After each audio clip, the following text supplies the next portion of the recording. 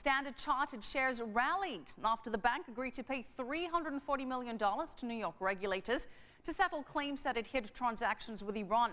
The London Stock Exchange also breathed a sigh of relief that the lender will keep its U.S. banking license. Farzana Fiaz has the latest. These were some of the headlines in Britain's newspapers on Wednesday following the announcement that Standard Chartered had agreed to pay $340 million to the Department of Financial Services.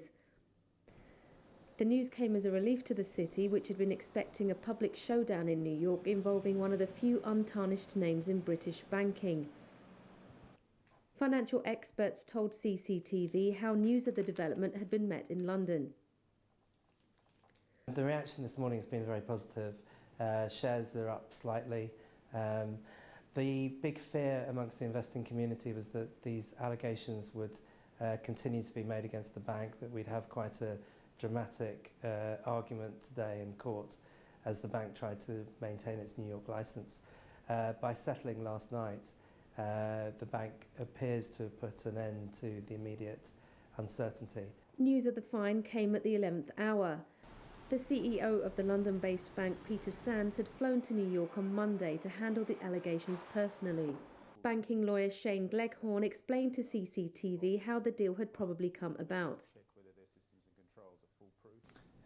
I think the next development will be that all banks will revisit the transactions that they've done involving Iranian clients. They're going to check whether their systems and controls are foolproof so that they're beyond criticism by the regulators.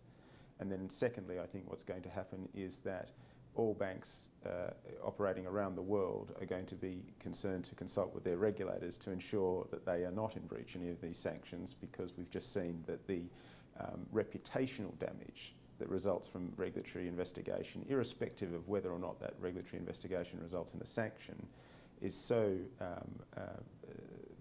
detrimental for the organisation that they can't afford for it to happen. Sands' personal intervention seems to have done the trick, but the whole affair has been damaging for Standard Chartered, long seen as the golden boy of British banking.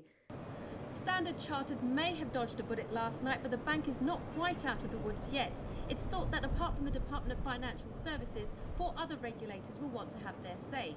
Whether they'll be ready to broker a deal, however, remains to be seen.